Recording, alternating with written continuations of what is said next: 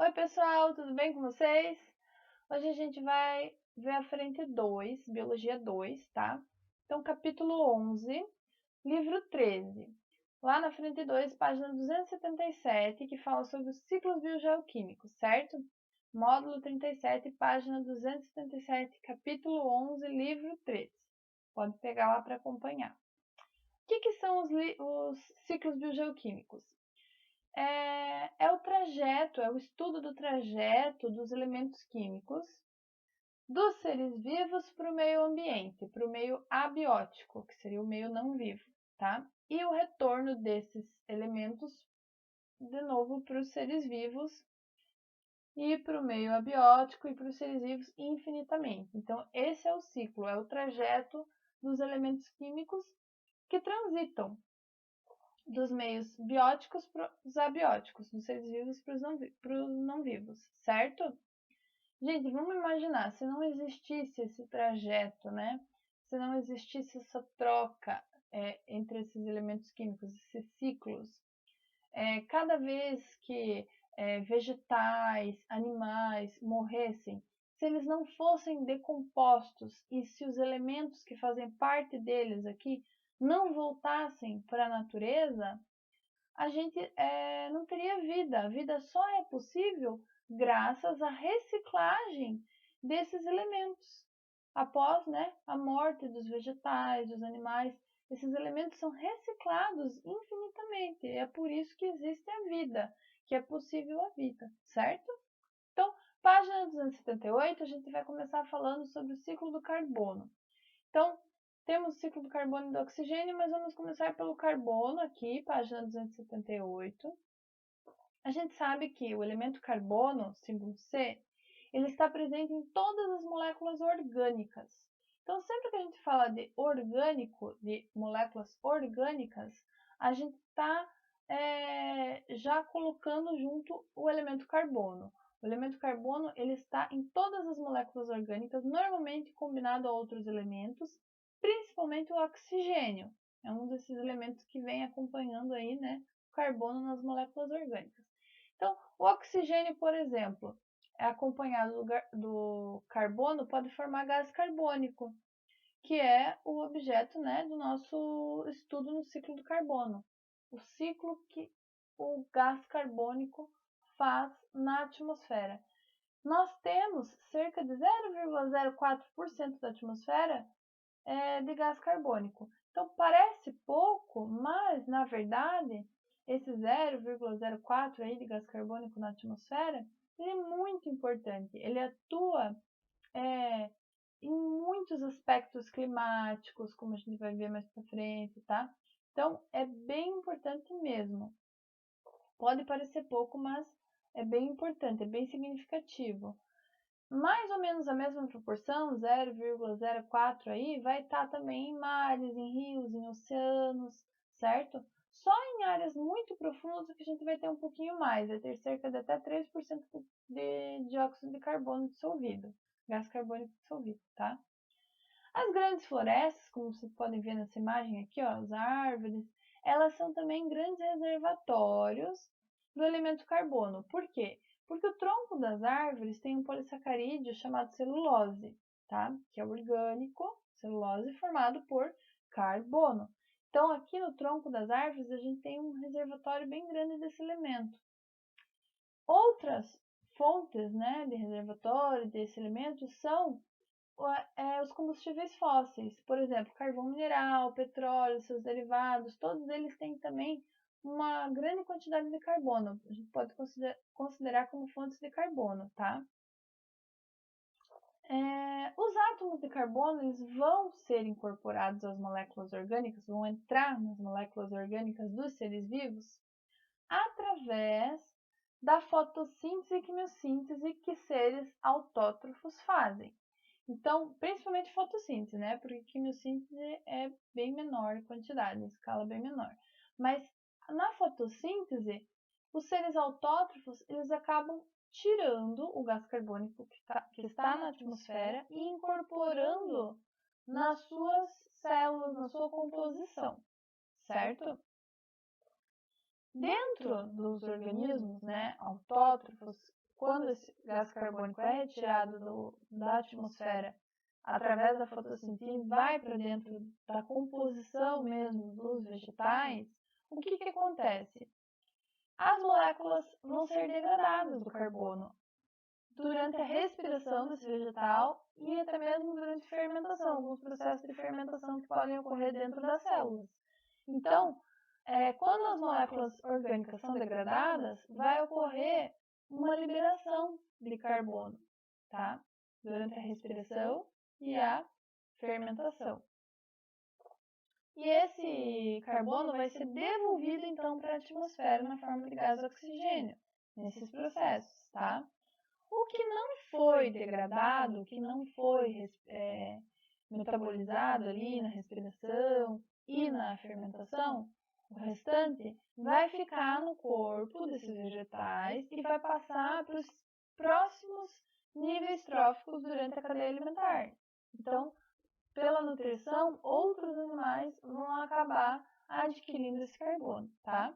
Ele vai passando de níveis tróficos a outros níveis tróficos superiores através da alimentação mesmo.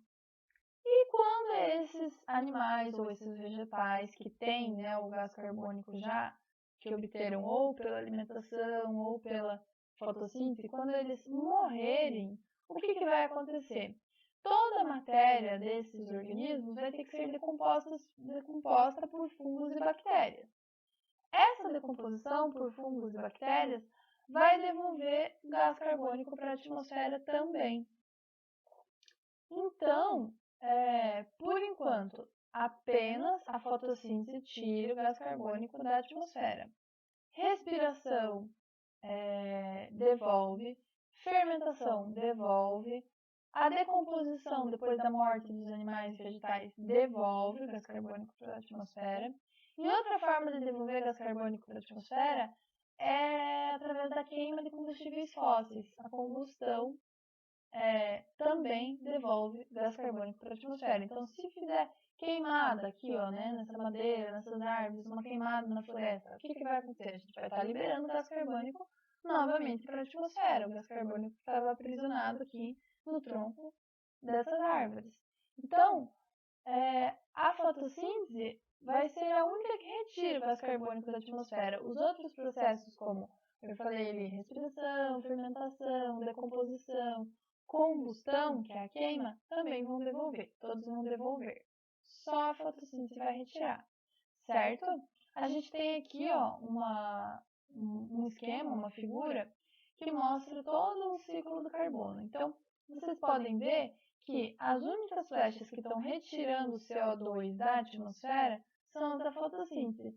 Fotossíntese aqui dos vegetais e fotossíntese das algas marinhas, certo? As únicas. O resto está tudo devolvendo, ó. Combustão aqui está devolvendo para a atmosfera.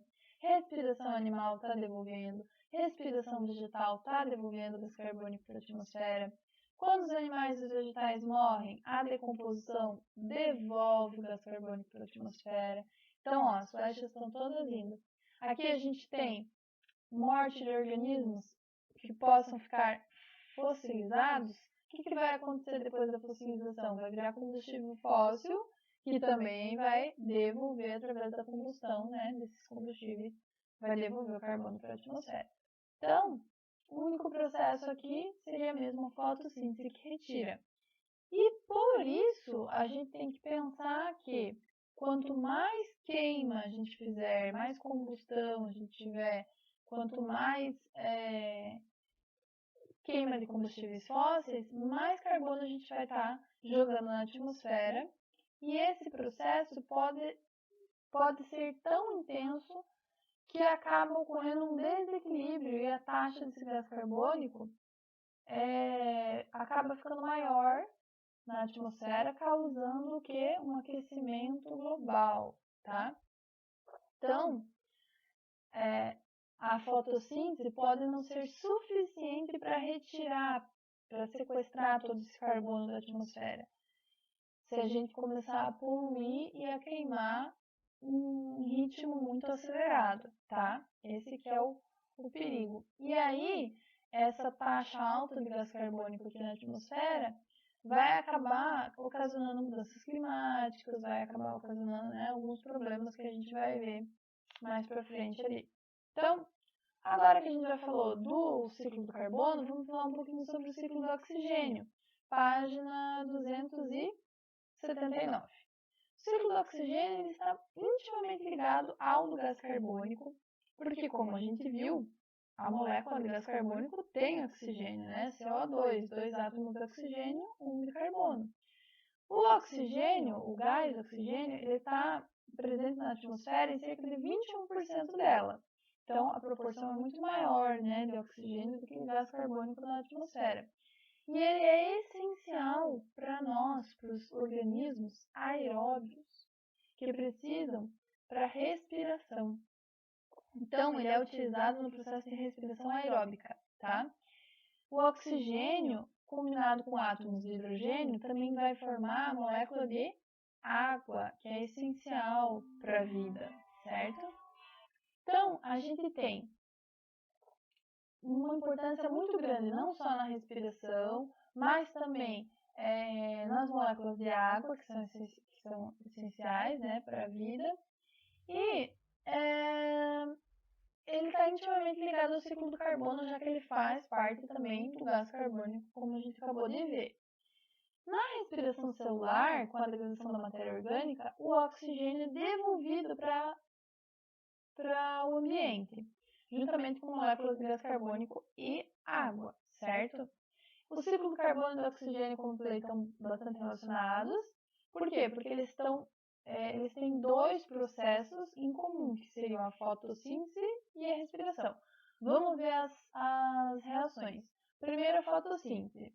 Gente, na fotossíntese, eu junto gás carbônico e água na presença de luz dentro, né, das células vegetais, vai ocorrer, com a presença de luz, a fotossíntese, que é a reação de transformar esse gás carbônico e essa água em glicose, que vai fornecer energia para aquela planta, para aquele vegetal, e oxigênio. A respiração é exatamente o contrário da fotossíntese, porque eu vou pegar a glicose, vou degradar através do processo de respiração e vou juntar com o oxigênio. Para a respiração aeróbica, né, precisa haver oxigênio. Então, a glicose mais o oxigênio na respiração vai se transformar em gás carbônico, que precisa ser eliminado na respiração, e água, moléculas de água, tá? Então, o contrário da fotossíntese é a respiração, é exatamente a mesma reação, mas do ponto de vista contrário, certo? Aqui a gente tem um exercício só para treinar. Então, ó, levando-se em conta as etapas do ciclo do carbono, qual o processo ocorre com maior frequência? A liberação do gás carbônico ou a retirada? Nós vimos que retirada é somente fotossíntese, né? Então, o que ocorre mais? Com certeza a liberação. Por quê? Os processos de decomposição da matéria orgânica vão liberar gás carbônico. O processo de respiração de seres vivos vai liberar gás carbônico. A queima de combustíveis fósseis, a queima de florestas de madeira vai liberar gás carbônico. Então, tudo isso libera gás carbônico. Isso faz com que seja muito maior do que a retirada, que é apenas pela fotossíntese, tá? O aquecimento global é consequência do aumento do gás carbônico na atmosfera, como eu falei agora há pouco. Então, ele vai interferir diretamente no ciclo da água, vai alterar regimes de chuva, vai ter alterações climáticas, alterações ambientais, muitos desastres, né, fenômenos meteorológicos podem ocorrer. Locais que antigamente eram secos vão vir áreas, né, com muito mais chuva, e locais que eram úmidos podem se tornar secos. Então, todo esse desequilíbrio, vamos dizer, está diretamente relacionado ao aquecimento global, ao aumento do gás carbônico na atmosfera, tá? Agora vocês vão fazer os exercícios, por favor. Os exercícios da aplicação, primeiro, lá da página 283, tá? Do 1 ao 3. Depois vocês podem fazer também os propostos da 284, 285 e 286. Eu vou deixar no PDF, tá? Anotadinho para vocês quais são as páginas e os exercícios.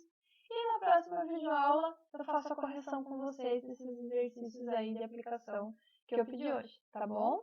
Então, releiam o texto sobre o ciclo do carbono, o ciclo do oxigênio e tentem fazer os exercícios, certo? Se surgir alguma dúvida, entra lá no fórum do Esponte para retirar a dúvida, tá? Não fica com dúvida.